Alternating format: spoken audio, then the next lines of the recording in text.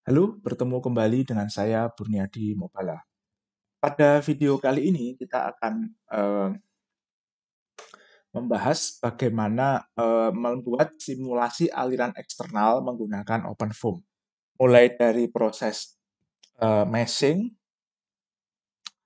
lalu kemudian mulai dari proses pemodelan geometri, lalu meshing, dan kemudian solving dan post processing. Nah, sedikit berbeda dengan simulasi aliran internal yang sudah kita bahas di video-video sebelumnya. Sebagai contoh ada aliran di dalam pipa. Aliran eksternal ini sebenarnya domainnya itu tidak berhingga, gitu ya. Domainnya itu sangat luas. Sebagai contoh aplikasi, misal kita punya ya sebuah pipa yang terbentang, gitu ya, pipa dasar laut yang terbentang lalu kemudian terkena aliran air laut. Nah, ini sebenarnya domainnya kan sangat luas begitu. Kalau misalkan pipanya itu terbentang di dasar laut atau di area dekat dengan dasar laut, sebenarnya fluida yang mengalir ini kan mulai dari dasar laut hingga ke permukaan laut gitu ya. Nah, demikian pula misalkan kita punya sebuah gedung pencakar langit begitu ya, yang kemudian terkena aliran angin atau aliran udara. Sebenarnya udara atau atmosfer ini volumenya kan sangat besar begitu ya, melingkupi seluruh bumi. Tapi kita tidak mungkin mensimulasikan semuanya itu, gitu ya. Karena komputasi sumber daya komputasi yang kita miliki terbatas. Nah, oleh karena itu di dalam aliran simulasi aliran eksternal seperti ini, kita harus membuat sebuah pembatasan. Oke, jadi domain atau fluida yang akan kita simulasikan itu domainnya kita batasi. Nah, namun pembatasan ini kita lakukan sedemikian rupa sehingga efek dari pembatasan itu bisa kita anggap cukup kecil atau pembatasan itu tidak mempengaruhi hasil simulasinya. Oke. Jadi nanti akan kita lakukan seperti itu. Nah, pembatasan ini termasuk juga bagaimana men-setting boundary condition-nya seperti itu. Nah, di sisi lain gitu ya. Eh karena aliran eksternal ini biasanya yang karena simulasinya sebenarnya yang kita tinjau adalah fluidanya. Namun di aliran eksternal ini biasanya fluida ini melewati sebuah objek. Oke, dan kita ingin tahu profil aliran di sekitar objek itu, kita ingin tahu gaya-gaya yang bekerja pada objek itu akibat aliran fluida. Misal kita punya bentang pipa atau free span yang dialiri fluida, misal seperti air laut, gitu ya, atau aliran air yang lain, misal ada pipa menyeberangi sungai, gitu ya. Kita sebenarnya ingin tahu, gitu, efek aliran di sekitar pipa itu seperti apa.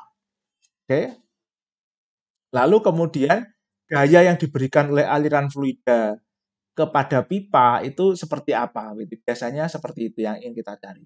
Nah, biasanya kasus-kasus aliran eksternal ini geometrinya itu tidak sederhana. Kalau pipa mungkin sederhana ya, silinder gitu ya.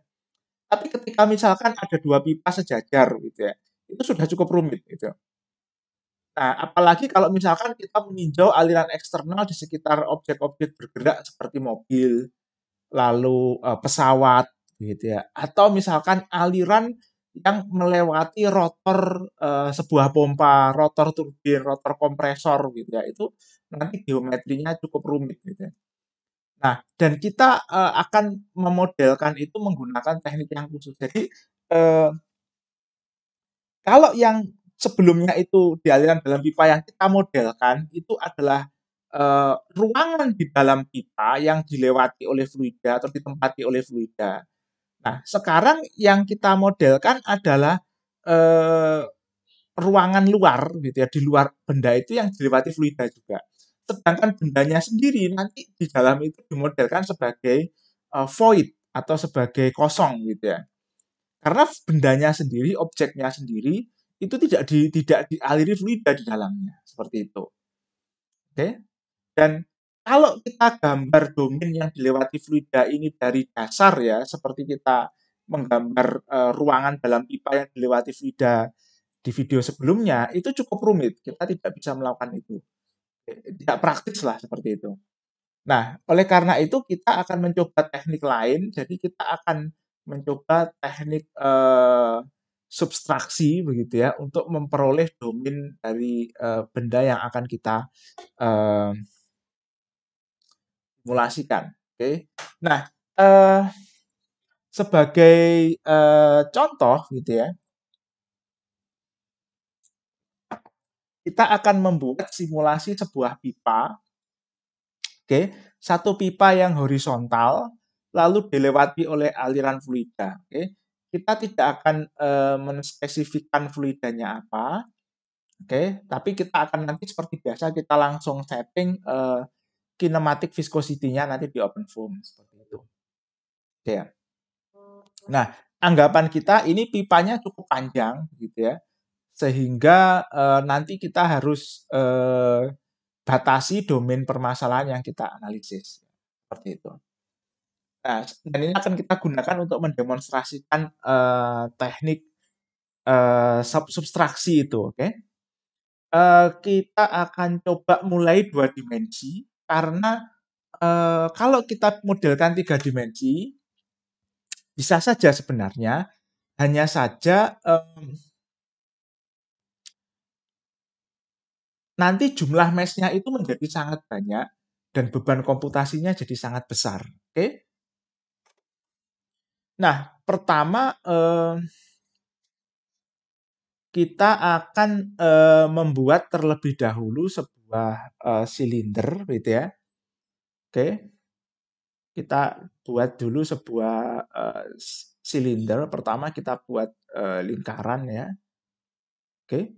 Ini lingkaran, kemudian senternya ini origin ya, 0, oke, ya. Lalu, vektornya itu kita akan coba, nah sekarang ini kan vektornya ke atas ya, ke arah sumbu Z. Nah, kita akan coba ini ke arah sumbu Y, ini kita klik OY seperti ini. Nah, radiusnya ini kita pindahkan ke 0,5 sehingga nanti kita peroleh, diameternya sama dengan 1, oke. Ya, lalu kita, apply and close. Ya, seperti ini. Oke, kalau kita lihat ya, kita zoom in ya, ini, oke. Nah, kemudian ini akan kita, buat menjadi, face gitu ya. Oke, kita buat menjadi face, planar face ya, kita apply and close seperti ini, oke. Lalu kemudian ini kita tarik ya, sorry ini transformation, ini, sorry, new entity generation, ini kita akan, ekstrusi gitu ya, kita akan ekstrusi, tidak perlu extrusion along path, karena ini cukup ekstrusi lurus saja ya, oke. Nah, V1 vektornya ini arah OY seperti itu, lalu panjangnya ini tidak perlu terlalu panjang ya, kita anggap misalkan panjangnya 1 begitu aja ya. Ya gini aja ya, panjangnya 1 seperti ini, lalu apply and close, oke. Nah, agar lebih mudah, oke, ini kita geser dulu ya. Jadi ini kita geser dulu agar, titik, tengah pada sorry, agar, titik nol ini, titik pusat koordinat ini berada di tengah-tengah silinder. Jadi ini akan kita geser ke arah sumbu Y negatif sebesar 0,5. Untuk menggeser kita gunakan transformation, pakai translation, oke ya. Pakai translation, arah Y-nya ini 0,5 karena tadi panjangnya 1. Oke, kita bisa create copy supaya, silinder yang originalnya tadi hasil ekstrusinya tetap ada, oke. Tapi sekarang, kita tidak akan create copy, ya. Nah, seperti ini, oke. Nah, sekarang kita akan buat box, gitu ya. Kita akan buat box, kita bikin box-nya langsung sebentar, ah, Yang box langsung, iya kita akan buat box ya. Jadi, domain yang ditempati fluida ini kita batasi bentuknya sebagai sebuah box. Kita bisa bikin bentuk yang lain ya, sama-sama silinder juga bisa, kita batasi bentuknya itu segitiga juga bisa. Tapi itu nanti akan lebih rumit dalam proses penentuan boundary condition. Jadi agar proses pembuatan atau penentuan boundary condition-nya mudah, ini domain fluida yang sangat luas tadi, yang sebenarnya tak hingga, akan kita batasi, kita potong, kita batasi bentuknya menjadi sebuah box. Seperti itu. Oke. Nah, ini yang penting untuk kita atur adalah ukuran dari box-nya. Oke ya, jadi box-nya ini ukuran panjangnya nanti paling tidak ini harus memberikan jarak yang cukup aman agar apa istilahnya itu ketika kita simulasikan itu nanti efek dari pembatasan ini tidak terlalu berpengaruh. Nah, ini sebenarnya tidak ada perhitungan teknisnya ya, perhitungan pastinya itu berapa. Jadi ini ukuran ini adalah apa ya, pengetahuan yang kita peroleh dari praktek gitu ya, dari mencoba, dari trial and error seperti itu. Oke. Nah, karena nanti alirannya akan kita set searah sumbu X, maka sumbu X ini harus agak panjang gitu ya. Jadi sumbu X ini saya set sekitar 30 seperti ini ya. Saya set sekitar 30 jadi mungkin lebih baik ini ya oke lah 30 saja ya, ini 30 cukup.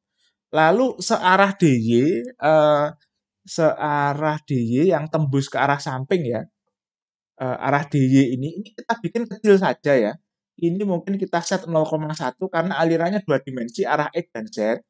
Nah, sedangkan arah Z-nya ini kita buat sebesar 20 ya. Sebenarnya ini biasanya itu dipakainya itu ya nanti kita akan ini kita geser ya. Jadi sebenarnya kita bikin 20 ya. Sebenarnya ini ukurannya yang jadi patokan adalah ukuran diameter. Oke. Jadi biasanya ini 30 ini ditulis sebagai 30 kali diameter. Sumbu Z-nya ini 20 kali diameter. Gitu. Jadi tadi karena diameternya sama dengan 1, jadi ini saya langsung set 30. Jadi kalau misalkan diameternya itu 5 gitu ya. Nanti BX ini 30 kali 5, DZ-nya 20 kali 5 seperti itu. Oke. Jadi ini kita bikin 20, nanti kita geser ke tengah jadi ke atas 10 ke bawah 10. Jadi biar enak ini ya seperti 20 aja ya. Oke. Nah, kemudian ini kita apply and close. Nah, kalau kita lihat ini kita coba geser ya seperti ini. Ini cukup tipis ya, cukup tipis. Lalu ini seperti ini. Nah, ini kemudian kita akan transformasikan. Transformation ini translation. Oke. Nah, DX-nya ini tadi kan 30 ya. Ini kita geser sebesar 7. Minus 7. Jadi dia masuk ke sana minus 7. Nanti akan tergeser. Jadi sebelum melewati silinder, ini kita buat jaraknya sekitar 7 kali diameter silinder. Oke ya? Ya, sebesar mungkin ini yang benar 7,5 ya, supaya di depan nanti 7. Sebentar. Atau kita coba aja lah, ini 7, 7 dari center ya. Kita coba 7 dari center saja, enggak apa-apa. Oke.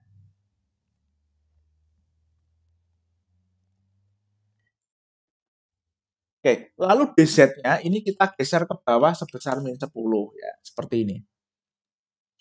Kita tidak perlu create copy, apply and close. Oke. Ya, kalau kita lihat ini nanti kebalik. Ya, seperti ini ya. Ini silinder tadi, extrusion ini sebenarnya domainnya. Nah, karena yang ditempati fluida ini yang luar, silindernya sendiri ini tidak dilewati fluida, karena fluidanya nanti mengalir di sekitarnya. Ini silinder ini, box ini harus kita lubangi, begitu ya. Nah, caranya box tadi kita cut dengan menggunakan extrusion. Oke, jadi ini new entity, operation ya, boolean, lalu cut. Oke. main objeknya kita ganti, sebentar, oh ya betul box 1 ya. Tool objeknya ini extrusion. Jadi tools ini adalah objek yang digunakan untuk memotong main objek. Oke, dan inilah kenapa tadi, apa istilahnya itu, ini kita lakukan proses ekstrusi ya, supaya ini objek untuk memotong ini atau transformasi tadi kita geser supaya objek yang digunakan sebagai tool atau pemotong ini benar-benar menembus objek yang dipotong. Jadi kalau ini kita geser, ya kita lihat ya, sebentar ini kita lihat di sini, ini kan dua-duanya tembus. Tapi kalau ini kita tidak geser, dia akan berimpact di salah satu sisi. Oke? Sebentar, ini kalau kita lihat oh iya sebentar, agak lupa ya, ini box-nya harus kita geser dulu ya, sebentar, ini kita cek dulu. Ya, iya ini kalau kita lihat box-nya masih nempel ya, kita lupa ini ada yang harus kita geser. Ini karena 0,1, ini arah sumbu Z-nya kita geser 0,05 agar dia pas di tengah ya. Lalu apply and close, ya sip. Oke, nih sekarang dia udah pas di tengah ya. Ya, lihat. Oke. Ups, sebentar. Oh, sebentar. Translation ini.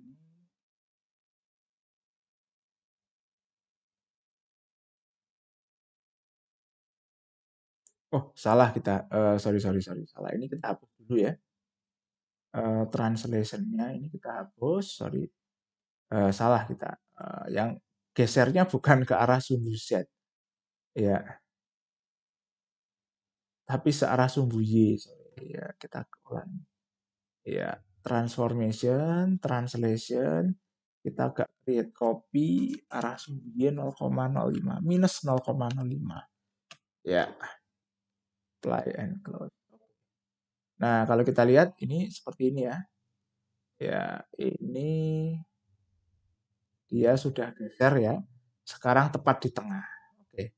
Nah,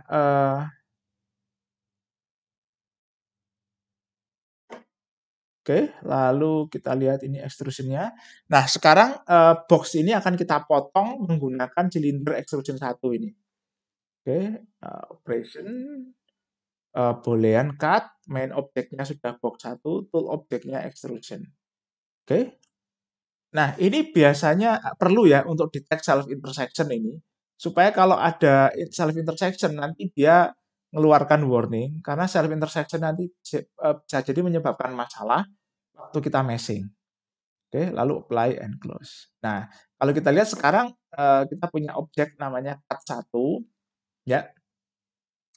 Dan di cut 1 ini kalau kita lihat bentuknya seperti ini ya, ini ada lubang begini ya. Jadi dia sudah berlubang gitu. Oke. Nah, oke, sekarang ini kita sudah buat cut seperti ini, lalu kita sebenarnya siap untuk meshing. Cuma ini kita explode dulu ya, kita explode supaya kita bisa mendapatkan istilahnya itu face-nya ya, supaya nanti memudahkan pada waktu kita melakukan grouping mesh. Jadi ini kita explode dulu. Cut 1 ini kita explode ya explode-nya face gitu ya. Lalu kita apply and close. Oke. Nah, dari sini kita akan coba petakan satu persatu ya face-nya ya. Oh, ini face 2, ini face 3, bawah, atas. Oh, face 5 depan. Ini atas. Oh, ini face 7 ini sepertinya di belakang ya. Ya, di belakang. Face 8. Oke. Oke, ya oke. Face 2 ini kita jadikan inlet ya. Ini kita namakan ulang. Inlet. Oke. Face 3 ini kita namakan silinder gitu ya, karena ini permukaan pipanya ya. Oke. Face 4 ini eh, bawah, phase 5 nanti tunggu dulu ya. Ini kita ke phase 6 dulu. Ini atas, oke. Phase 7 ini belakang, ini outletnya. Oke, di belakang. Nah, phase 5 dan phase 8, sorry, phase 5 dan phase 8. Ini kalau kita lihat kan,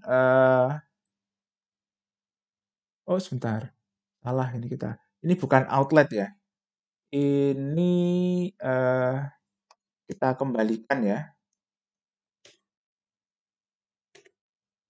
Bentar, ini kita kembalikan ke phase 7 begini ya. 7 begini, salah kita ya. Ini yang outlet phase 8 ini harusnya. Ya, seperti ini. Lalu phase 7 dan phase 5 ini kita buat grouping. Eh, kita grup ya. Start new entity group. Ya, ini create group. Oke. Namanya adalah kita samakan ya, front and back gitu ya. Sebenarnya kita bisa namakan depan belakang, tapi nanti supaya memudahkan ya di dalam analisis di Salome-nya. Jadi kalau kita lihat ya, kalau kita lihat yang kemarin itu atau di video sebelumnya, di proses simulasi 2 dimensi ini ada satu boundary yang namanya front and back. Nah, bentar kita cek dulu. Ya, kita namakan front and back. Atau lebih mudahnya kita pisah aja ya, biar enak nanti ya. Sebentar ini kita close dulu. Phase 5 ini kita namakan front. Front ini depan ya. Depan.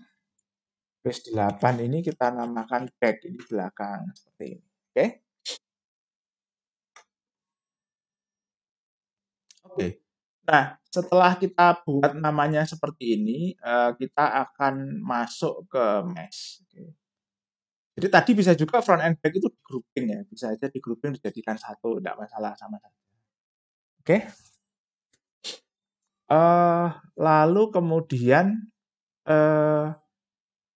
kita harus ada yang lupa sebenarnya. Kita harus melakukan extrude satu lagi ya untuk line-nya, untuk garisnya. Karena begini, di dalam OpenFOAM itu kalau kita simulasi 2 dimensi, ini arah ketiganya dalam hal ini kalau di simulasi di model kita sekarang arah Y-nya, ini mesh-nya hanya satu aja, tidak boleh mesh-nya ada 2. Mesh-nya hanya satu. Jadi kita akan menggunakan teknik ekstrusi mesh juga untuk mendapatkan satu mesh ke arah sumbu Y-nya. Ya, jadi ini di cut ini kita juga harus explode sebentar. Kita juga harus explode satu garis. Oke. Kita pilih edge-nya ya. Lalu kita select subshape. Nah, yang kita pilih adalah salah satu garis ke arah sumbu Y-nya ini. Apply and close. Oke ya. Ini edge 1 ini akan kita gunakan jadi extrusion. Oke. Lalu kemudian kita juga harus extrude satu lagi ya untuk di permukaan silindernya. Mengapa demikian? Karena ini nanti permukaan silinder ini harus kita bikin kecil begitu ya mesh-nya agar simulasinya akurat. Jadi ukuran mesh-nya harus lebih kecil dibandingkan yang lain. Kita bisa juga membuatnya seragam. Cuma nanti akurasinya akan turun gitu ya. Jadi kan pada prinsipnya kalau kita simulasi seperti ini, semakin kecil ukuran mesh, itu akurasi semakin besar gitu ya. Tapi kalau ukuran mesh-nya kecil, mesh-nya jadi banyak, beban komputasinya jadi besar, berat di komputernya. Untuk mengatasi masalah itu, kita pilih-pilih gitu ya, mana yang kita kecilkan. Dan yang kita kecilkan bisa di bagian-bagian yang penting, di mana terjadi perubahan variabel yang cukup besar. Misal perubahan kecepatan yang signifikan begitu ya, atau perubahan tekanan begitu ya. Nah, di eh, kasus ini perubahan-perubahan itu terjadi di sekitar silinder. Mengapa? Karena silindernya ini diam dan ketika fluidanya melewati silindernya nanti dia kena non-slip boundary condition sehingga terjadi perubahan kecepatan. Oke. Nah, ini akan kita explode juga ya. Ini jadi ini kita namanya kita ubah menjadi extrusion edge gitu ya. Oke, supaya enak ya. Karena nanti mesh-nya kita ekstrusi searah sumbu Y. Oke. Lalu ini kita explode lagi. Oke. Select subshape, ini edge juga. Lalu kemudian kita pilih permukaan. Oke. Kalau sudah kita pilih ya, hati-hati ya. Karena nanti oh ini kan yang kepilih semuanya ya. Nah, kita pilih dulu. Ya, seperti ini. Bentar. Oh, kepilih semuanya.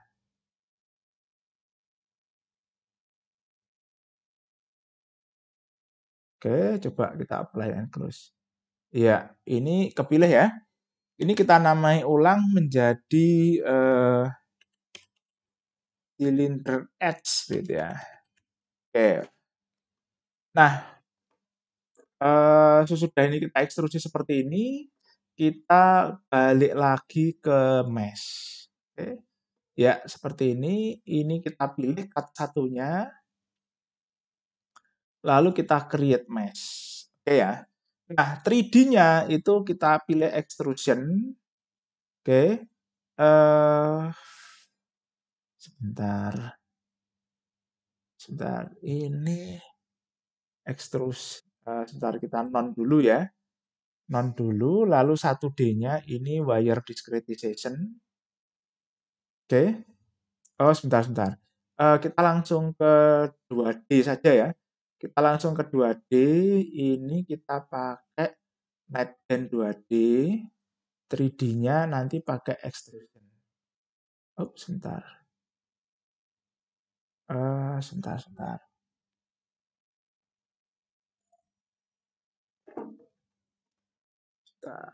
Ini kenapa tidak mau jadinya 2D-nya? Oke, sebentar. Oke, ini kita non dulu ya. Dulu ini 2D-nya coba NetBeans 2D, NetBeans parameter. Oke, ya. Sebentar. Ini gini aja, extrusion ya. Extrusion 3D. Oke, enggak apa-apa. Lalu kita apply and close. Oke, lalu kita buat submesh di sini ya. Create submesh. Nah, submesh-nya ini 2D. Geometrinya ini kita pilih yang depan. Yang sisi yang berhadapan dengan sumbu Y. Kita juga bisa pilih back, ya, sama aja. Lalu ini kita buat NetBeans 2D. Nah, lalu kita pilih hipotesisnya NetBeans 2D parameter. Oke, ini max size-nya mungkin kita kecilkan ya. 1, ini 0,05, katakanlah begitu ya. Lalu di sini ada local size, ini kita pilih. Ini local size-nya ini uh, on edge ya. On edge-nya kita pilih cylinder edge. Oke. Uh, ya, begini. Di sini ini value-nya kita kecilkan. Misal ini 0,01 gitu ya. Ini lebih kecil daripada ini min size-nya. Kita oke, kita apply and close. Lalu kita buat satu submesh lagi untuk ekstrusi ya. Create submesh, ini geometrinya adalah extrusion, ini wire discretization, ini number of segmentnya 1 gitu ya. Karena searah sumbu Y mesh-nya hanya 1. Oke, lalu kemudian kita klik, kita coba compute. Moga-moga berhasil. Sorry. Oh, ternyata tidak berhasil. Nah, ini kita compute dulu yang bawah. Oke, ada warning.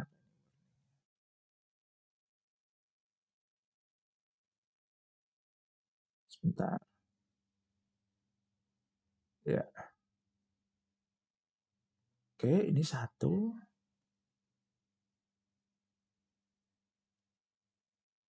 Oh, ini kenapa 1 ya? Sebentar. Submesh. Kita edit submesh. Oh, ini 2D. Oh, oke, ini netgen 2D. Bentar.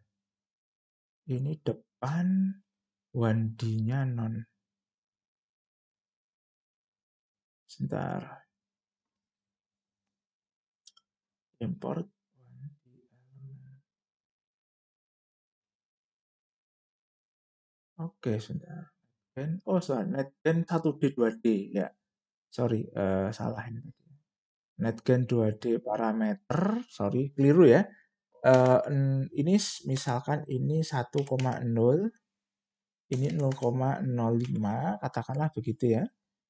Ini very fine, local size-nya on edge, ini kita pilih silinder edge, klik gini, ini kita pilih 0,01. Oke. Keliru ya, tadi ini harusnya 1D 2D ya, maaf, keliru, ini sudah komput. Sekarang kita komput. Ya, submesh-nya seperti ini, kalau kita komput ya, kita lihat seperti ini. Jadi di sini kecil sekitar silinder gitu ya. Lalu di sini membesar. Oke. Nah, sekarang kita coba hitung tarik sebesar ya seperti ini. Nah, kalau kita lihat ya seperti ini ya. Ya, kalau kita lihat ini di arah kita putar, kita arah di arah sumbu Z. Ini sorry di arah sumbu Y ini satu segmen saja. Nah, seperti ini mesh yang kita cari. Oke, ini yang kita gunakan untuk simulasi dua eh, dua dimensi seperti itu ya. Oke, nah kalau kita lihat ini meshnya cukup besar ya di belakang ini terlalu besar.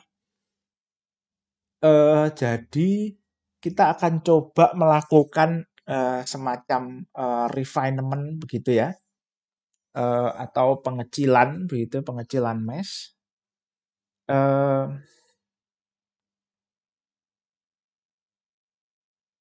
jadi kita akan coba kecilkan lagi ya dengan eh, membuat sebuah zonasi begitu katakanlah. Sebentar.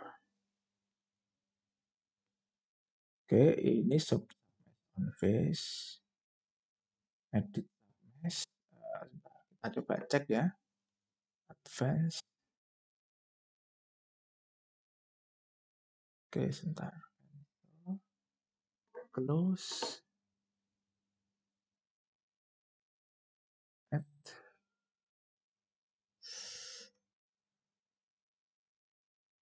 Sebentar. Big by quadratic triangle.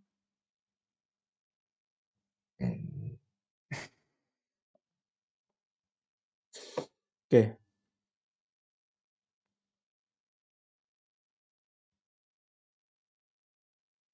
Ya, sebentar. Kita akan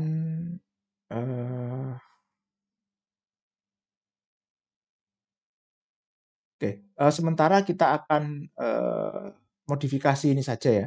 Modifikasi submesh-nya di ukurannya gitu ya. Nah, ini add hipotesisnya ini viscose layer ini belum perlu sekarang ya.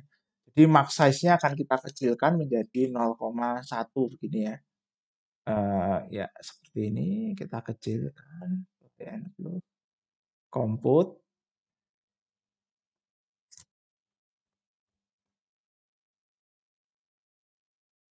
Oh, terlalu kecil ini sepertinya ya.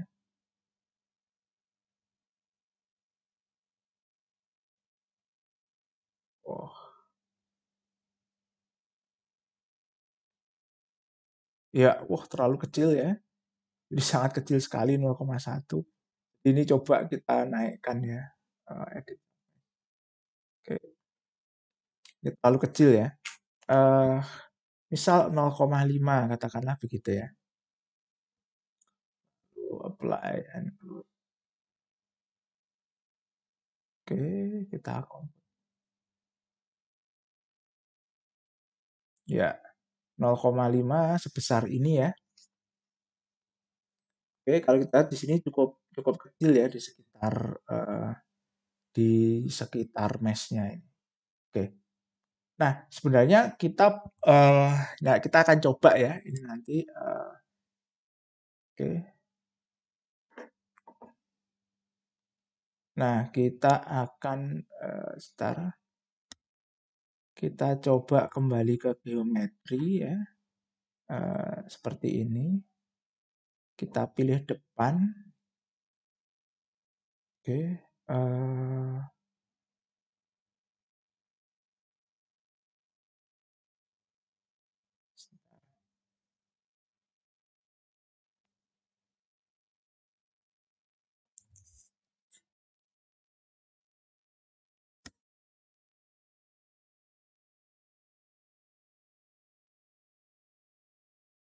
oke, mungkin kita langsung masuk saja ke sini ya.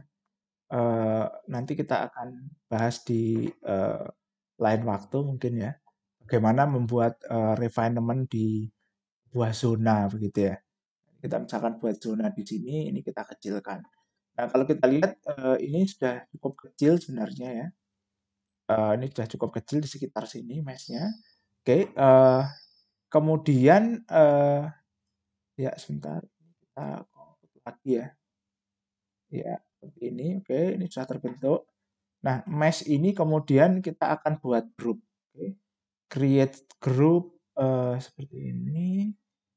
Face gitu ya. Grup satu namanya inlet. Ini group on geometry. Lalu kita pilih direct geometry selection. Ini inlet, kita apply. Oke. Ya, terbentuk inlet. Oke. Lalu kita buat lagi namanya outlet gitu ya. Geometrical object, direct geometry selection. Di sini kita pilih outlet. Oh, sorry. Outlet ini kita apply. Oke, lalu kemudian atas, lalu kita pilih ini atas seperti itu. Apply. Lalu kemudian bawah, ini kita pilih eh, bawah, lalu apply. Nah, lalu kemudian nama grupnya depan, ini kita pilih di sini depan. Oops, sorry. Ini depan. Ya, lalu apply. Ya, coba kita cek ada yang keliru nggak? Oh, ini outlet. Oh, sorry, ini keliru ya atas ini. Depan, ini depan. Oke. Kita selesaikan dulu ya. Ini belakang, lalu pilih geometrical object. Oh, belakang. Oh, sorry, sorry, sorry. Depan. Oh, ini namanya back ya ini. Sorry, ini direct geometry selection. Back ini kita namai belakang aja ya. Oke, biarin lah. Sorry, ini tadi kurang konsisten. Oke, lalu apply and close. Kita lihat sini inlet, outlet, atas, bawah, depan, belakang. Nah, cuma ini atasnya tadi keliru ya, ngekliknya ini. Keliru, jadi ini kita edit group dulu ya. Geometri selection-nya kita ganti. Ini dengan atas. Oke, apply and close. Oke ya. Jadi ini cocok ya, inlet, inlet, outlet, eh, outlet. Atas masih belum berubah ya. Sebentar, edit group. Atas ini kita ganti dengan sorry, apply. Oops, masih outlet ya. Oke, ini kita oke, mesh 1, create groups, face, ini atas, group on geometry, direct geometry selection, atas, apply, close. Oke, ya, ini cocok ya. Belakang, back, atas, atas. Ini namanya back juga, tapi karena udah namanya depan ya, ini tadi kurang konsisten ya. Oke. Nah, kalau sudah mesh ini kemudian kita ekspor gitu ya. Ini tadinya kita save dulu, kita save mungkin di D ya, D seperti ini. Lalu ini flow pas silinder gitu ya, aliran melewati silinder. Oke, lalu kemudian mesh-nya kita ekspor ke format ya, flow pas silinder.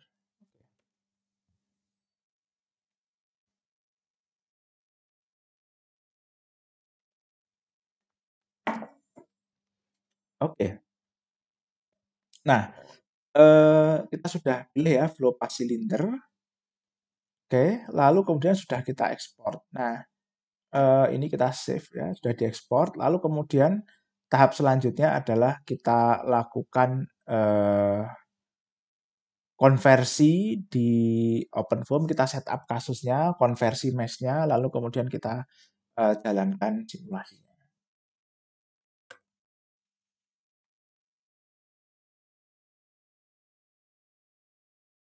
Ya, kita lanjutkan dengan setup kasus di OpenFOAM.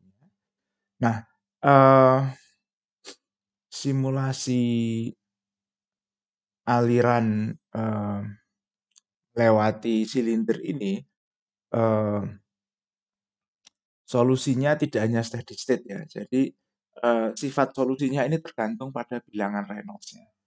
Jadi untuk bilangan Reynolds yang rendah, solusinya steady state gitu ya. Jadi nanti medan alirannya akan berubah sampai pada suatu kondisi tertentu nanti dia akan konstan. Nah, jika bilangan Reynolds-nya dinaikkan, nanti akan terjadi fenomena yang dinamakan dengan vortex shedding. Dan ketika fenomena vortex shedding ini terjadi, solusinya biasanya atau solusinya bisa dikatakan transient, tidak ada solusi steady state.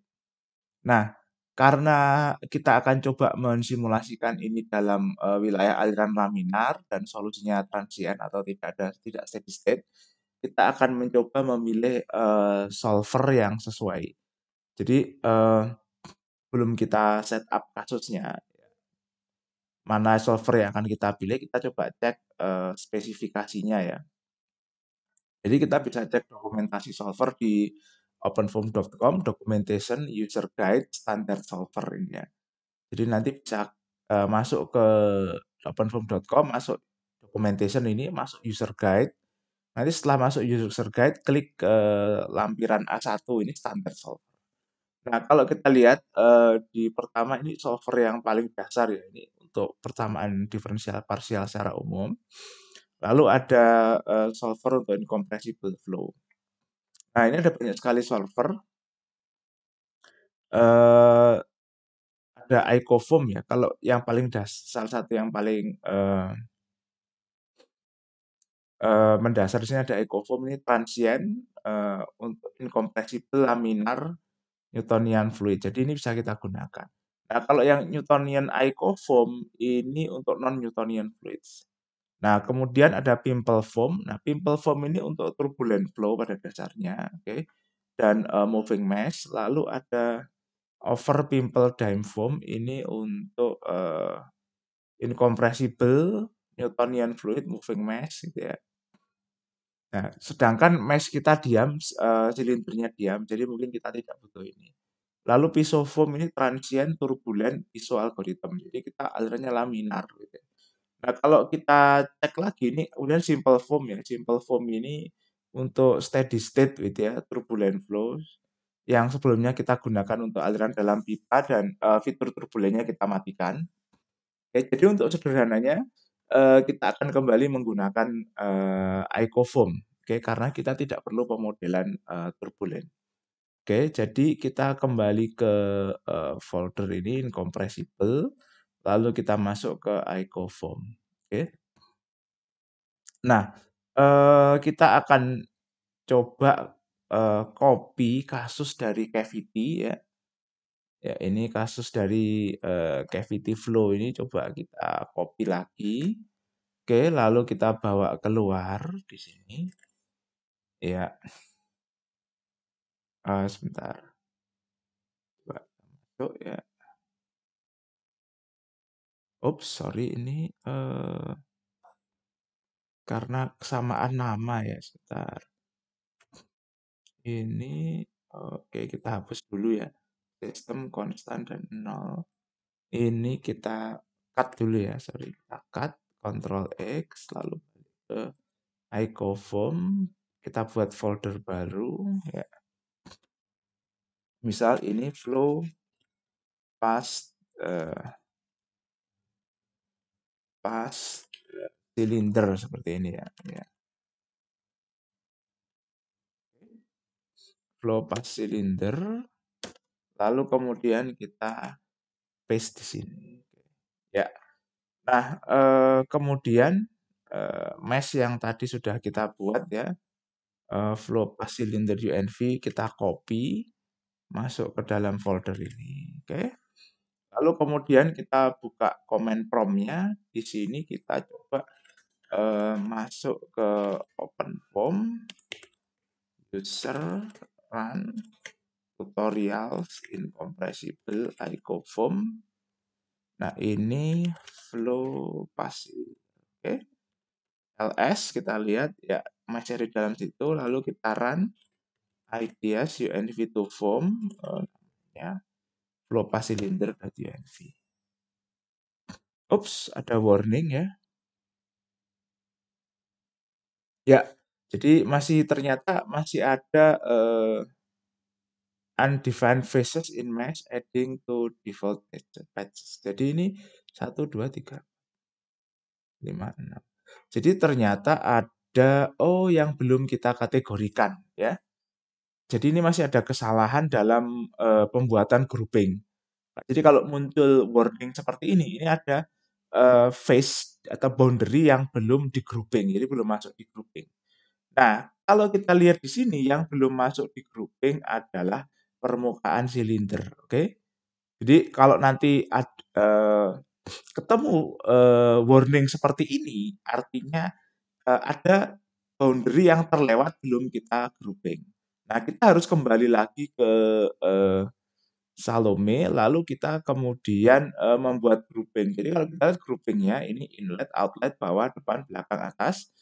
Nah, yang kurang adalah silinder. Oke, jadi kita kembali lagi ke mesh, lalu kita klik kanan, lalu kita balik create group. Oke, faces. Ini create groupnya silinder. Oke. Lalu group on geometry, select direct geometry selection. Lalu kita pilih silinder. Ya, silinder, lalu apply and load. Sekarang ada grup baru ya silinder ini. Ini adalah grup dari mesh-mesh yang ada di permukaan silinder ini. Oke. Nah, tempat nanti kita terapkan non-slip boundary condition. Lalu ini kita ekspor ulang. Oke. Ya, coba kita ekspor ulang ke UNV. Flow pass cylinder UNV save. Oke. Override yes. Jadi ada satu boundary yang terlewat. Nah, kemudian kita kembali lagi ke sini, kita copy kembali file mesh-nya ke dalam folder kasus. Ini kita replace. Oke. Ya, lalu kita kembali ke command prompt. Jadi kita coba kita run ulang. Semoga form wording-nya sudah hilang. Ya, kalau hasil konversinya print out-nya seperti ini ya, tidak ada warning, tidak ada error, paling akhir ada N seperti ini, ya, tidak ada warning ya.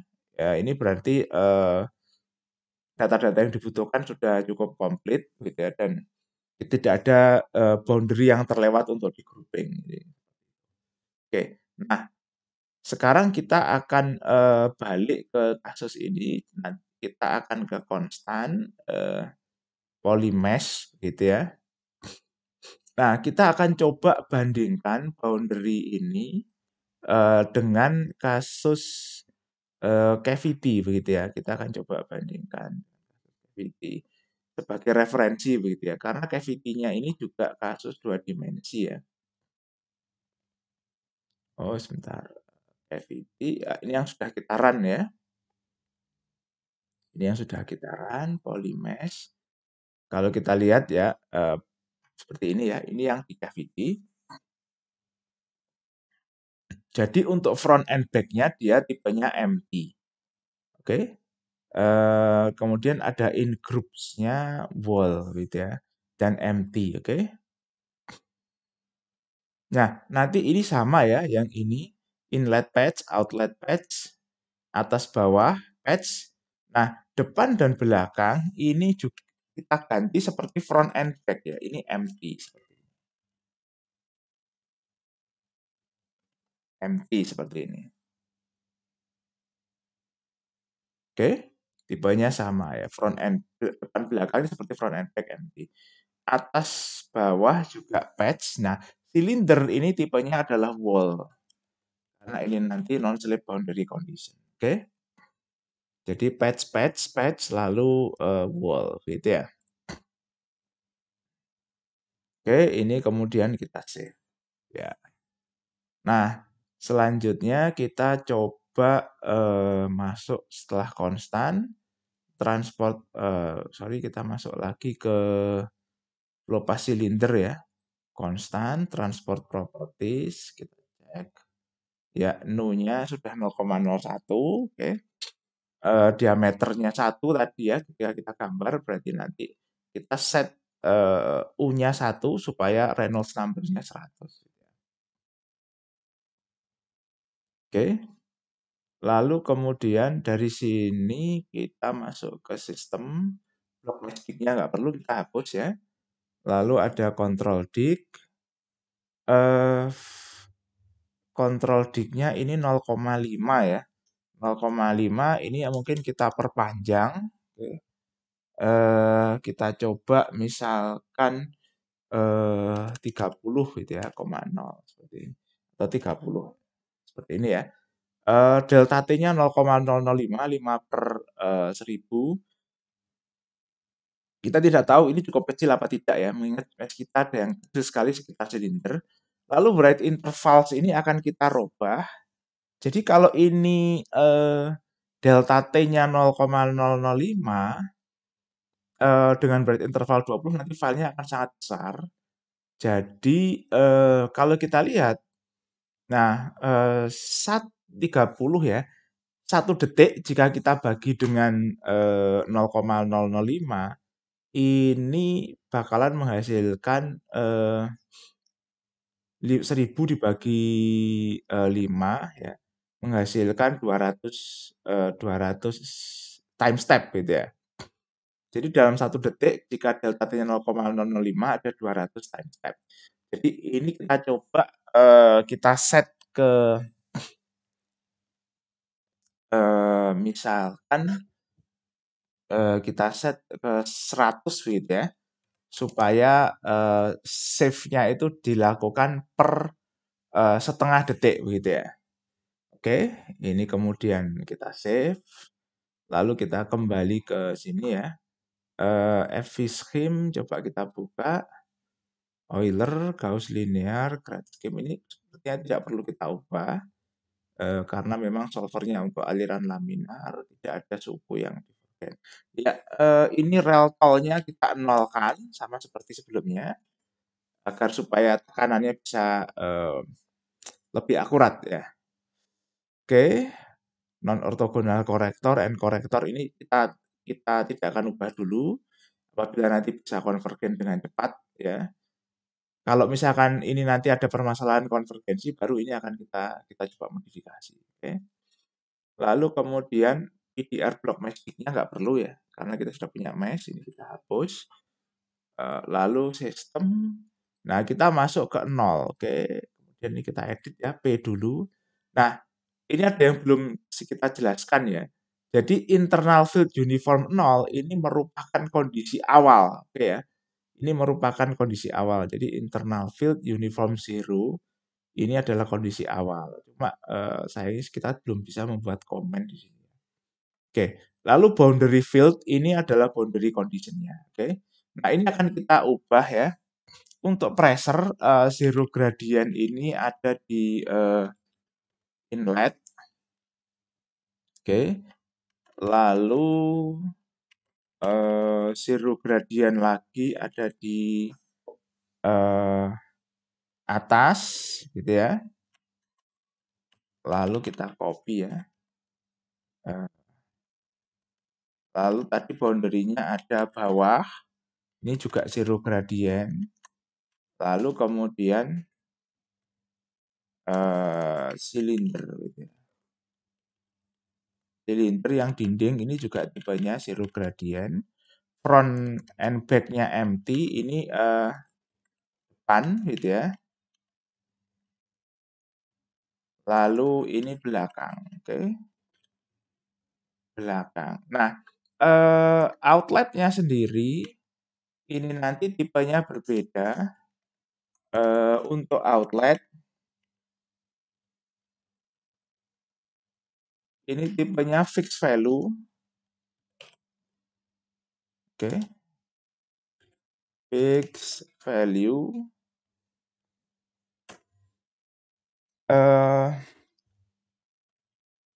value-nya uniform zero gitu ya. Oke, kita coba cek beberapa kasus yang lain ya, untuk mengecek formatnya ini sudah betul apa belum.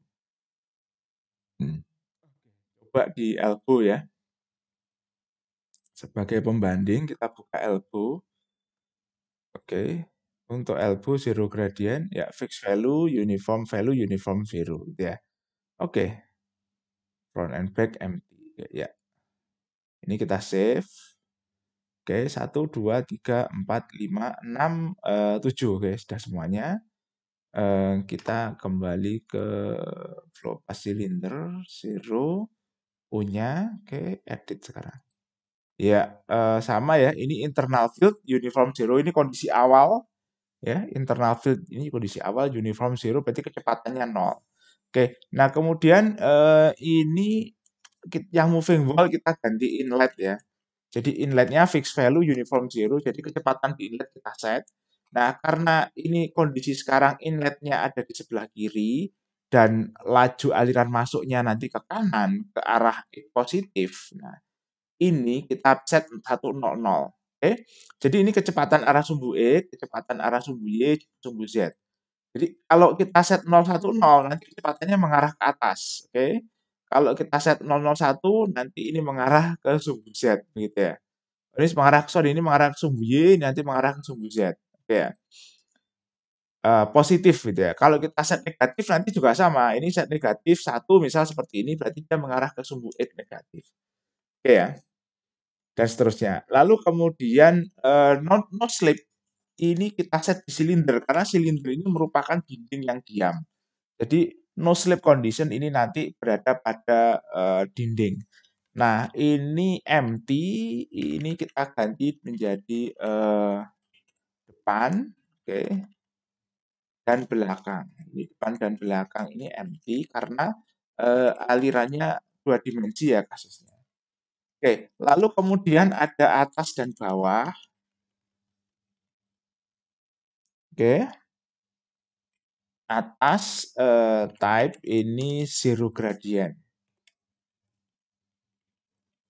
Zero gradient, ya kita copy ya. Lalu bawah ini juga zero gradient. Oke. Lalu outlet ini juga kita set zero gradient gitu ya. Kita coba cek di kasus elbow. Oke, coba apakah sama ya kira-kira atau ada terminologi yang baru? No slip, fixed value, zero gradient, empty ya. Sama ya. Ya, zero gradient. Oke. Ya, sama. Oke. Jadi U-nya sama, U-nya sudah kita set, oke ya. Kecepatannya 1, jadi istilahnya apa? U-nya 1, new-nya 0,01, D-nya 1, jadi Reynolds number-nya 100. Oke. Oke, setelah kita set 0, kondisi awal dan kondisi batasnya, konstan juga kita sudah set, sistem juga sudah, sepertinya kita sudah siap untuk running. Oke, kita akan coba balik lagi ke command prompt-nya. Kita panggil icofoam. Ya, kita coba. Ya, ternyata jalan ya. Sementara ini tidak ada error, timestamp-nya masih memenuhi persyaratan CFL condition ya. Jadi yang sudah pernah kita bahas di video-video sebelumnya, ini jalan. Mungkin ini agak lama ya jalannya. Kalau kita lihat ini baru 1,41. Oke, ya kita tunggu sampai proses running-nya selesai.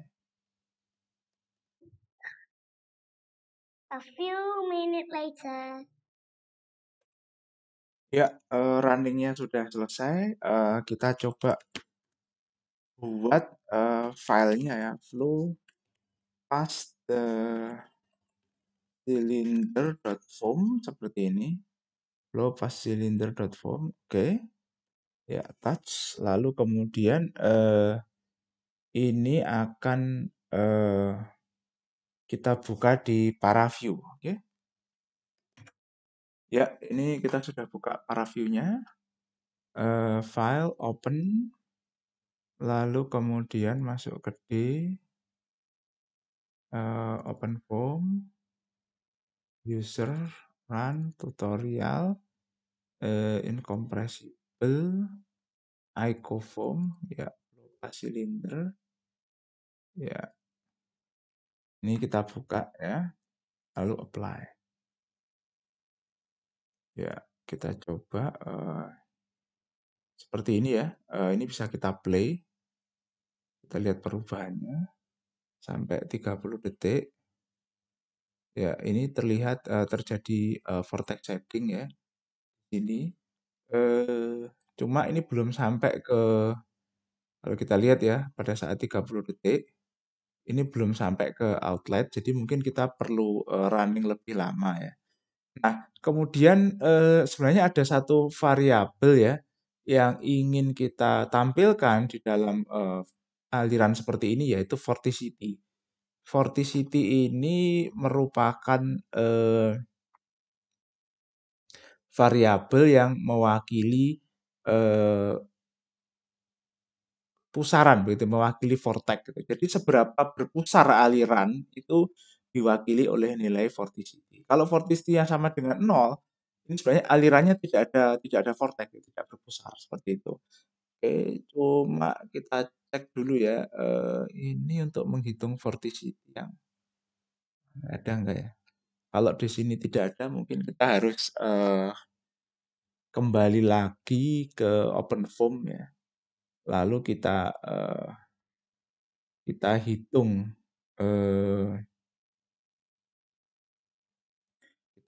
kembali vorticity-nya gitu ya, dan kita run lagi, oke. Ya, output vector type, vector gradient. Oke. Coba kalau kita hitung vektornya ya, kita compute derivatif. Lalu dari sini kita hitung menggunakan, ya sebentar. Cuma muncul ya ini ya. UX, UY, UZ.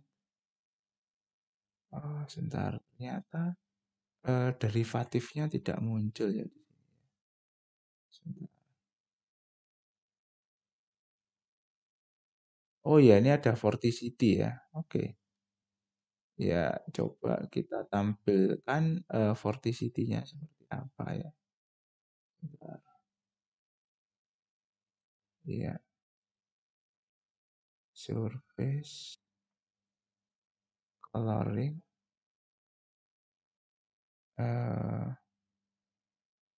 Magnitude ya. Ini tidak edit ya. Oh, sorry. Ini ya. Ya, seperti ini vorticity-nya. Kita akan coba ganti ya color map-nya. Oke, ternyata bisa ya untuk menghitung vorticity menggunakan kalkulator. Kita akan coba color map-nya ya. Ya, ternyata tidak terlalu kelihatan ya kalau menggunakan sebentar ini kita ubah rainbow-nya, kita pilih all, lalu kita pilih misalkan ini blue to red rainbow atau ini sebentar. Oke. Nah, ini yang tengah ini sebenarnya sebentar. Ini nilainya tidak sesuai ya dengan vorticity magnitude. Oh, ini vorticity magnitude. Sebentar, kita mungkin harus ubah coloring-nya. Ini vorticity ke arah sumbu Y. Oke. Ya, ternyata belum terlihat ya. Jadi ini kita pindahkan yang ini ke 0. Oke. Ini. Lalu ini min 1.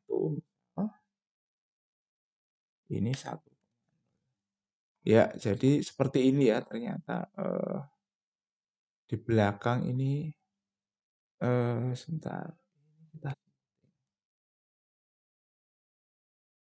Oh, sebentar.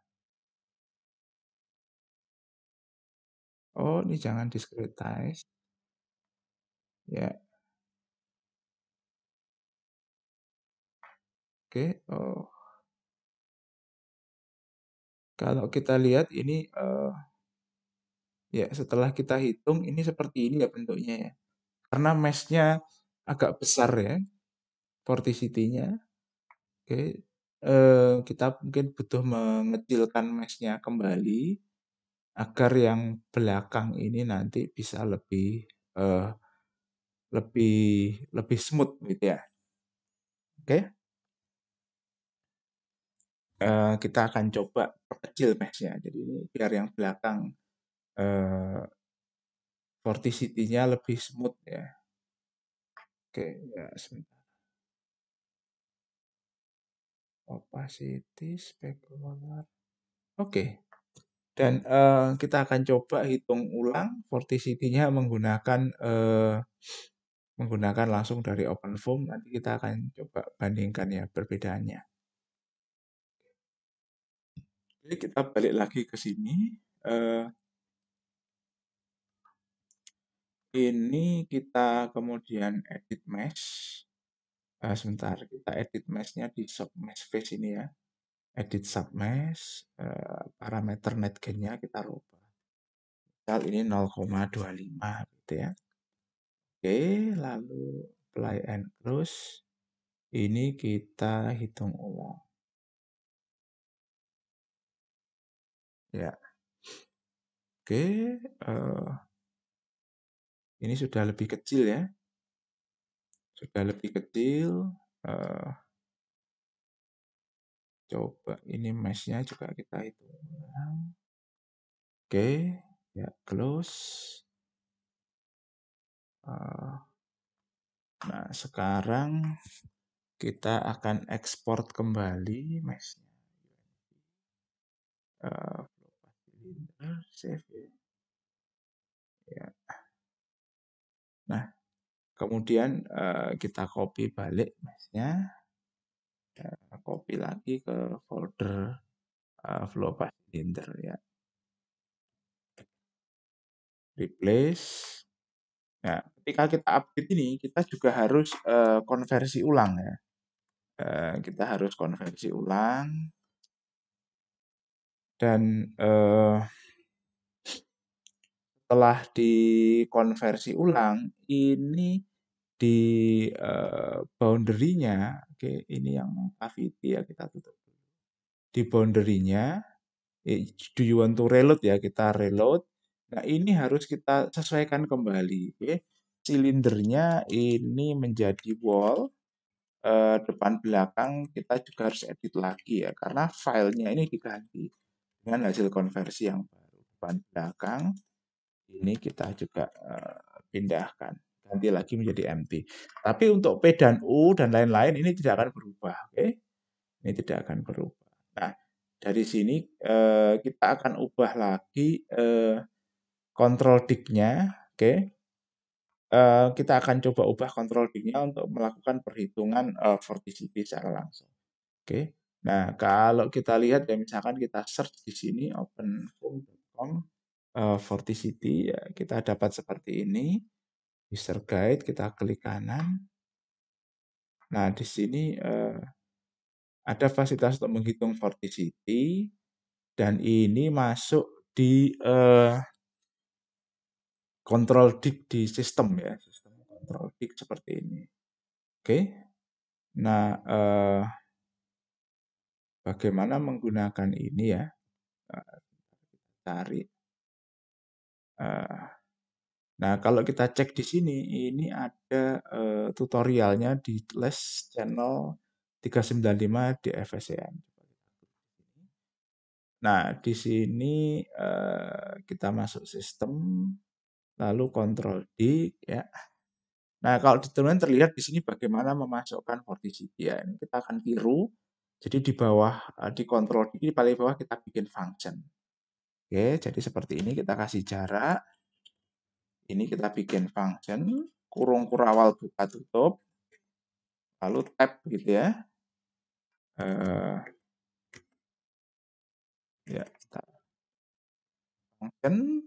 Ya, ini vorticity 1 ya. Ini kita copy aja vorticity 1 gitu ya. Kita copy ke sini.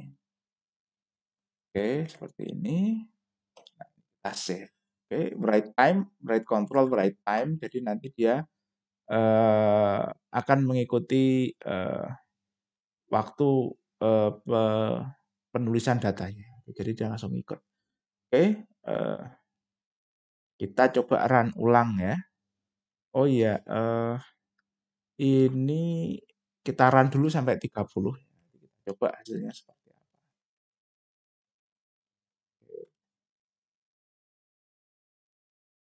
Ya, sudah running kembali. Kita tunggu sampai selesai.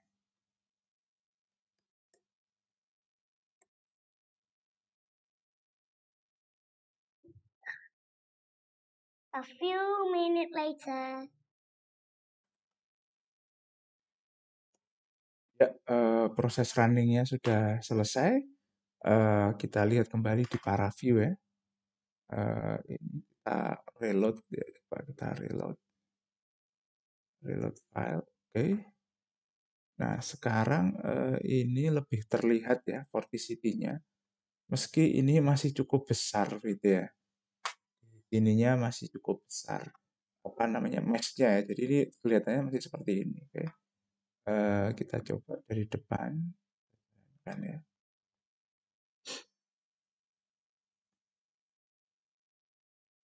Ya, ini masih terlihat kasar. Jadi karena mesh-nya masih cukup besar, nah kita akan nanti coba modifikasi lagi ya. Ya, ini masih cukup besar ya. Oke, ternyata masih cukup besar.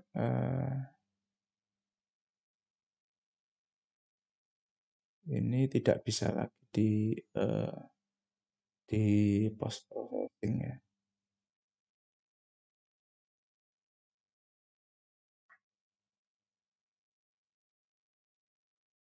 Oke,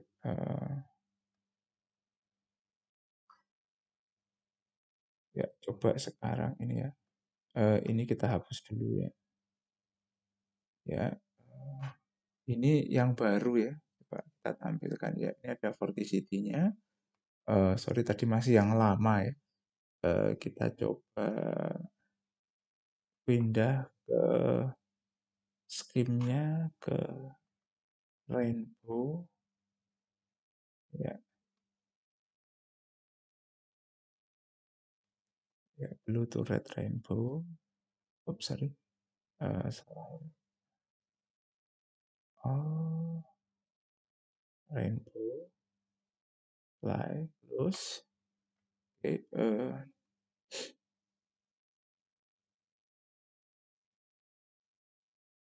Ya,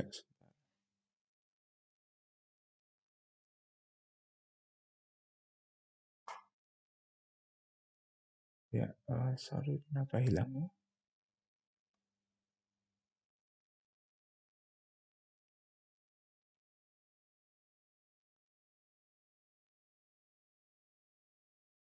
Ya, oke. Sebentar. Kita lihat ini ke arah sumbu Y ya. Oke. Lalu ini kita pindahkan. Jadi range-nya akan coba kita modifikasi. Jadi ini minus 2, minus minus 27 gitu ya, atau 28. Sampai ke 28 begini. Rescale. Lalu kemudian yang tengah ini kita nolkan. Ini min 1,0. Mungkin 1,0. Lalu kemudian kita close. Zoom, ini kita coba play. Ya. Nah, kalau kita lihat ternyata menggunakan apa istilahnya? Menggunakan hitungan di OpenFOAM ini lebih smooth ya hasilnya ya. Ya, hasilnya lebih smooth. Ini terlihat gitu. Oke, kita mungkin coba pertajam ya. Mungkin ini kita pertajam jadi 0,5. Range-nya kita kecil. 0,5 ke 0,5. Ya, seperti ini. Jadi ini kita play. Ya, ya, masih ada beberapa ini ya. Gangguan ya. Mungkin ke depan ini harus kita perpanjang ya biar gangguannya hilang. Oke. Ya, ternyata ini belum sampai ke belakang ya. Jadi ini harus kita modifikasi control dict-nya. Jadi start time-nya kita akan perpanjang ya. Ini menjadi latest time. Lalu stop at end time-nya kita akan perpanjang misal dari 30 kita naikkan menjadi 60 seperti ini. Nah, kita akan coba run kembali dan kita akan cek nanti hasilnya seperti apa. Jadi ini waktunya kita perpanjang. Oke, kita run kembali EcoFOAM. Ya, kita cek. Ya, ternyata dia lanjut ya dari 30. Oke. Ya, kita tunggu kembali sampai proses running-nya selesai. A few minutes later. Ya, running-nya sudah selesai. Kita kembali buka para view, terus kemudian kita reload. Oke, nah, kita coba lanjutkan ya. Ya, ini hasilnya. Nah, kita lihat ini adalah terjadinya vortex shading.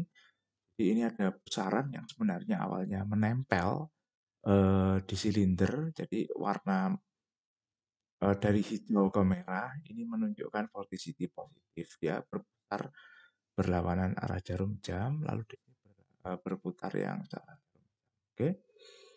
Lalu kemudian karena vortex shading ini, pusaran ini lepas ya, vortexnya ini lepas. Oke. Oh sorry, ini kebalik ya. Ini yang searah jarum jam, ini yang berlawanan ya. Nah karena proses ini maka dia terlepas gitu ya. Terlepas, jadi vortexnya ini bergerak atau terkonveksi begitu ya ke hilir sehingga kemudian keluar di sini. Oke. Ya, kita bisa play kembali dari depan seperti ini. Ya.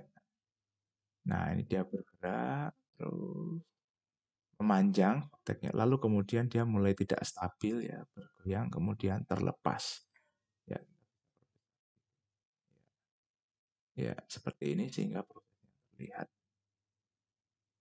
Ya. Nah, ini vortexnya terlepas ya, kemudian dia terkonveksi atau bergerak ke hilir. Oke. Oke, ini sampai 50. Jadi, nah, eh, sebenarnya ini kita bisa geser ya. Kita coba ke sini. Ini kita bisa geser sebenarnya. Sebentar. Ya, kita bisa geser menjadi eh, kita bisa geser dia menjadi horizontal, oke. Lalu ini bisa kita ya. Kemudian ini kita bisa play lagi ya seperti ini.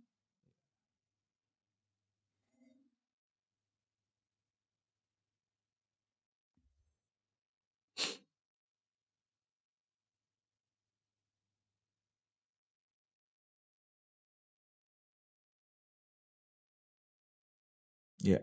Nah, ada satu poin lagi yang ingin kita demonstrasikan. Sebentar. Ya, eh, yaitu bagaimana membuat animasi. Jadi kita bisa save animation ya di sini ya. Sebentar. Kita view.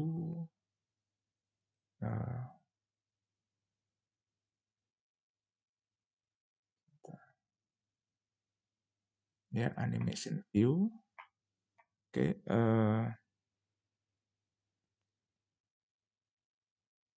Kita bisa misalkan ya seperti ini ya.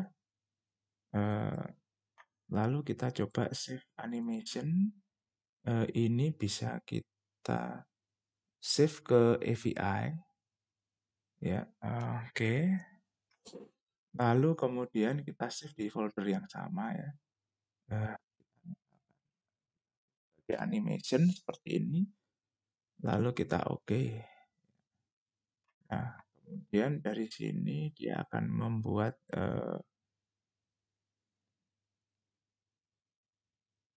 frame rate-nya ya. Frame rate-nya itu sebentar kita ubah ya.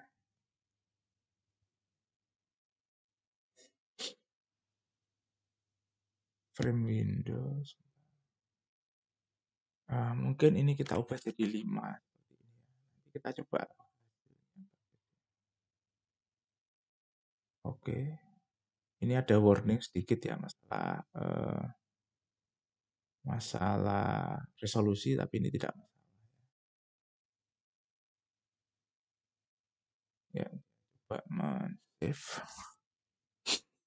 animation-nya. Nanti kita cek bagaimana.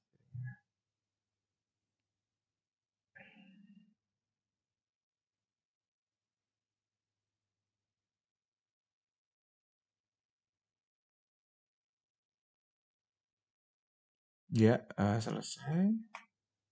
Kita close. Kita masuk ke folder ini ya. Fast cylinder.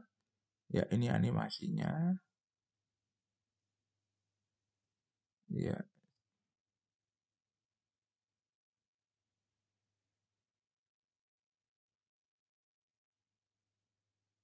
Ya.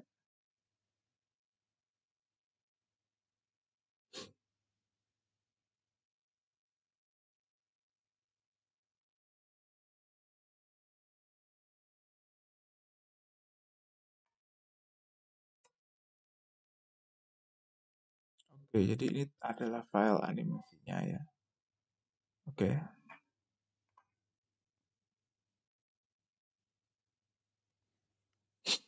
Baik, jadi ini kita sudah menyelesaikan proses simulasinya sampai kita buat animasinya ya.